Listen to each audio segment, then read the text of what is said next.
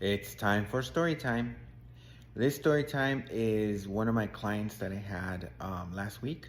I had a personal session, an online video call with her, and we started a session, and I asked her, she looked kind of young, and so I asked her, do you have kids? And she said yes, and I was like, Jesus, you look really young to have kids.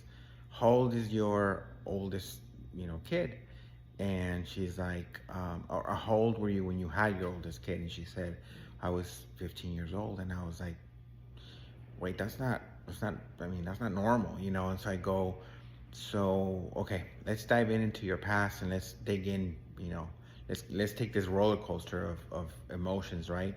And so we went back to her childhood, and I started working, and I started seeing abandonment with dad. Her dad abandoned her, and she was just going through it. She was, very emotional.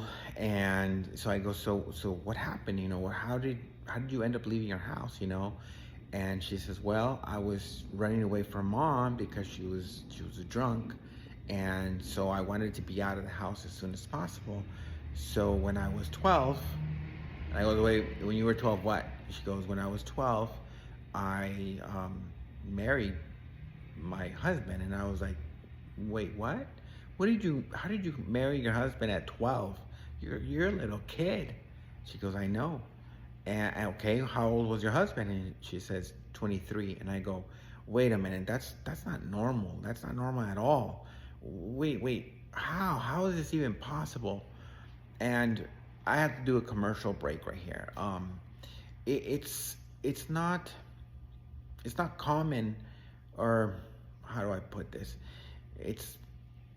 This happens in South America and Mexico more often than any other country. I mean, it sucks, but it's reality, okay? So now I'm going back to the story, and I said, but where do you live? What are you talking about? Was this in Mexico? And she says, no, this was in the U.S. And I was like, wait, what? Where in the U.S.? How is this even possible? How can a 23-year-old guy get married or get be with somebody that's 12? That's statutory rape. That guy, that's a pedophile. And she goes, well, now I know that, but at the time when I was 12, I didn't know what's going on. I wasn't thinking of sex. I wasn't thinking of anything. He basically chatted in my ear, and I was okay, let's go. And so she went to live with this guy, and I go, so your first time having sex with him, you were 12? And she says, yeah. And I go, wait, what? She's like, yeah. And it was painful, and so she starts crying. She goes, I now know that I was, raped by him. But I now know that. But at that time, well, I was being, that was happening to me. But I wasn't conscious of that in that moment. I just know I didn't want to have sex with him because I wasn't thinking about sex. I was a little kid. And so that happened. It was forceful, and he just, made his way in her life and made her his, basically. And so she was with him for 5 years. So this was 5 years of just torture with this guy, him doing whatever he wanted to her. And I go, and you had a kid, right? She goes, yeah. And I go, so your kid is basically a product of what? And she goes, yeah, violation. I know that. I know that now. And she goes, and the worst part is that he doesn't leave me alone. I ended that relationship a long time ago, and he still doesn't leave me alone. He just constantly like hounding me. He follows me. It's too much. And I go, so why don't you put him in jail? Like, you could put him in jail right away. And she goes, I just never had the push. I go, don't worry, I'm a life coach. I'll push you. I'm gonna push you to do that because you need to do that for your safety, for your kid's safety, for everything. A pedophile needs to go to jail, period. Because if you don't do this, he'll do this to someone else. He'll look for another little girl that he can do this to. And so I gave her that homework to do, which is hardcore homework for her, right? And then I said, okay, well now, are you married? And she says, yes. And I go, does your husband happen to have like a whole bunch of years above you? And she's like, yes. She says he's 20 something years older than you. I go, yeah, it makes sense.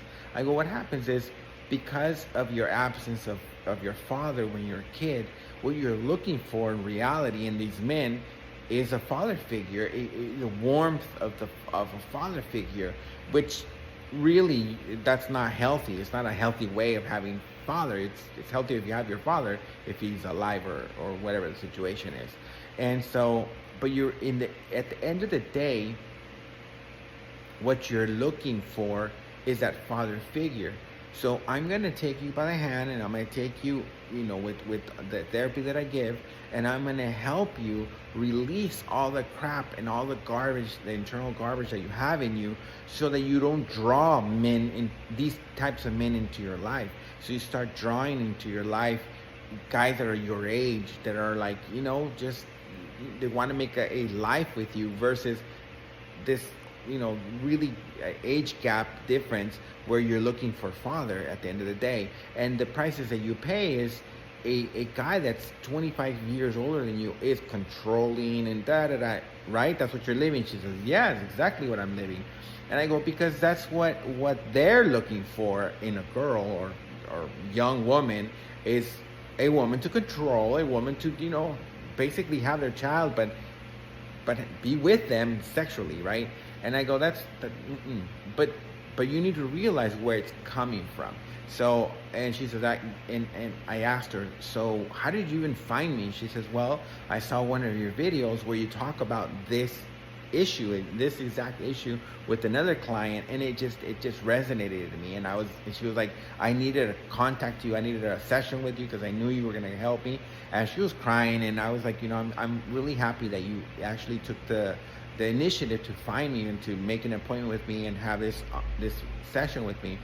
Are you aware that it's not going to be one session? She goes, oh yeah, I know, I'm here for the long haul. And I go, good, because you're going to need it.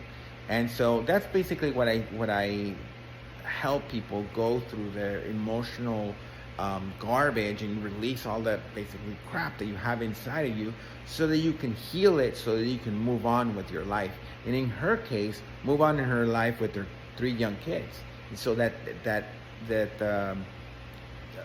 the chain doesn't repeat itself in her kids, like it doesn't happen to her kids, which will happen if she doesn't take care of it, which is what she's doing now.